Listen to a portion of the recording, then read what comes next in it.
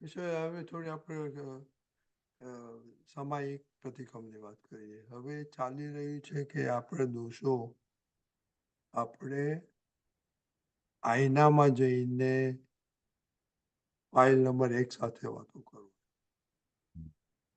તો એ તમારો એક્સપિરિયન્સ કે તમારો શું દાદાની ક્યારે તમને દાદાએ શીખવાયેલું ને બધું જો યાદ હોય તો જરા પાડો. કારણ કે આમાં ગઈકાલે સંતોષ આવી જાય કે તમારે એમ કહેવાનું તું ચોર છે તો ખ્યાલ આવે તમે બધી ક્યાં ચોરીઓ કરો છો.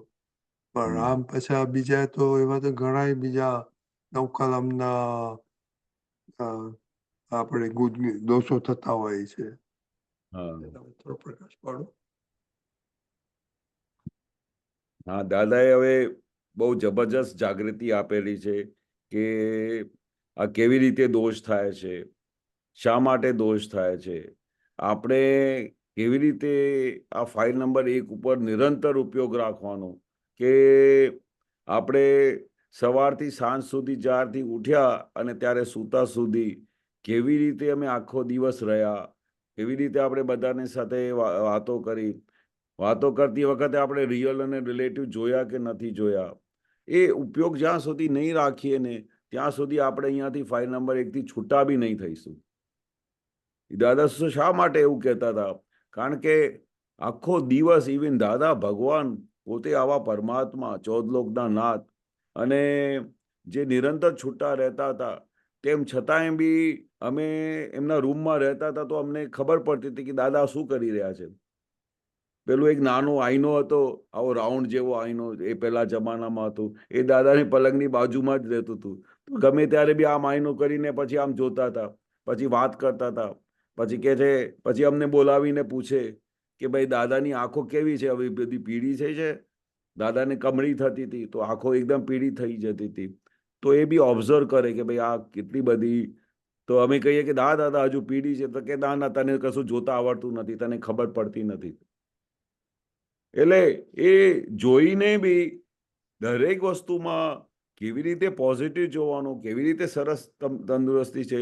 આમ કમજોર પડી ગયો હોય તો પછી કે ના તું ચિંતા ના કરીશ, અમે તમારી સાથે બેઠા છીએ. આવી રીતે દાદા પોતે વાતો કરતા હતા અને બધી રીતે છૂટાપણાની જાગૃતિમાં ટોપ ઉપર રહેતા હતા. કારણ કે એ જો ના કરે તો આપણે ક્યારે એકાકાર થઈ જઈએ ખબર નહીં.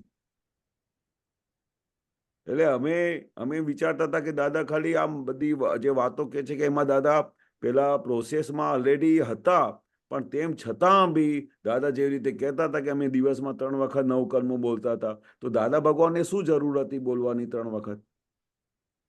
એટલે આ કાળ કેવું ભારે છે.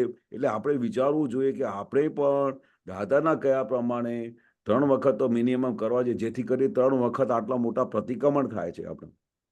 આપણે વારે ઘડીએ આપણે મિસ કરી દેતા હોઈએ છીએ, વારે ઘડીએ અમારાથી આ છૂટી જવાતું હોય છે, વારે ઘડીએ દોષ દેખાતા હોય છે, વારે ઘડીએ આપણાથી દોષો થતા હોય છે. તો આ નવકર્મ બોલવાથી વારે ઘડી દાદા કહેતા હતા આ મોટામાં મોટું પ્રતિક્રમણ છે. નવકર્મ શું છે? મોટામાં મોટું પ્રતિક્રમણ છે.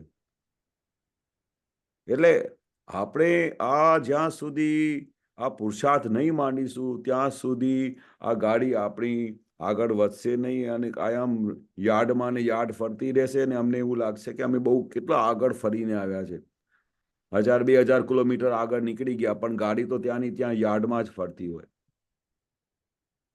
એટલે દાદા ભગવાન પોતે કહેતા હતા કે ગાડી યાર્ડમાં ફરતી હોય અને કે હું આટલા કિલોમીટર આગળ ફરી આવ્યો છું. એટલે આપણે જાગૃતિ વારે ઘડી એવી રાખવાની છે કે આપણે છૂટાપણું કેટલું રહે છે, આપણે કઈ કઈ જગ્યાએ એકાકાર થઈ ગયા. અમને તો રોજે બેસાડીને પૂછતા હતા કે જા ખૂણામાં બેસી જા અને પછી આખું બધું જોઈ કાઢ પાછલું શું થયું, કેટલી વાર ઉપયોગમાં રહ્યું અને પછી બધું પ્રતિક્રમણ કર અને પછી બધું રોજે સાફ કરવાનું. તો એ દાદાએ શીખવાડ્યું કે રોજે રાત્રે સૂતા પહેલા આખી કેસેટ રિવાઇન્ડ કરીને પાછલું બધું જોઈ લેવાનું. આપણે આખા દિવસ દરમિયાન ક્યાં ક્યાં દોષો થયા, કઈ કઈ જગ્યાએ આપણે આજ્ઞા ચૂક્યા, કઈ જગ્યાએ આપણે રિલેટિવ નહીં જોયું, કઈ જગ્યાએ 5 આજ્ઞા રહી ગઈ, આખા દિવસમાં કઈ જગ્યા પર આપણે અથડામણ થઈ, કઈ જગ્યાએ કશાયો કર્યા. આ બધું જોવા પછી ધીરે ધીરે એમના પ્રતિક્રમણ કરતા જશો, સાફ કરતા જશો તો દિવસે દિવસે એક દિવસ આખી સ્લેટ સાફ થઈ જશે. પછી તમને જીવન જીવવાની મજા આવશે અને જીવન જીવવાનું તમને આનંદ આવશે અને છૂટાપડાનો આનંદ આવશે. એટલે આ એક કન્ટિન્યુઅસ પ્રોસેસ છે. અને આપણે તો દાદા કે જ્યાં સુધી આ દેહ છૂટ્યો નથી ત્યાં સુધી આપણે એક જ લક્ષ્ય રાખવાનું છે કે કેમ કરીને હું નિરંતર દાદાની આજ્ઞામાં રહું, કેમ કરીને નિરંતર દાદાના કયા પ્રમાણે જીવન કાઢું, કેમ કરીને આખો દિવસ હું ઉપયોગમાં રહું. અને દાદાએ જે આવું આત્મા જોયું છે, જે દાદા એના સુખમાં રહેતા હતા, એવા અનંત સુખના જે દાદાએ દર્શન કરાવ્યા છે, એને હું કેવી રીતે પકડી રાખું જેથી કરીને મારા આવતા એક બે ભાવમાં સીધું મોક્ષે જતું રહેવાય.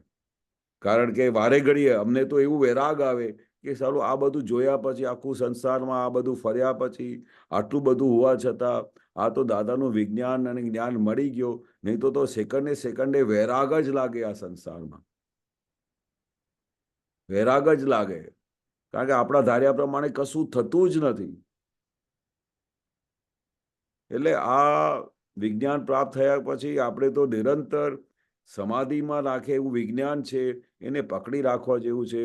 અને એને એવી રીતે આજ્ઞામાં રહેવાનું છે કે આપણે નિરંતર સમાધિ રહે. બરોબર છે? બરાબર, બહુ સરસ, બહુ સરસ. આ તમે બહુ સરસ કહ્યું. આપણી કચાશ તમે બધા આજે તમે પરફોર્મ કર્યું. Very good. જય સચિદાનંદ.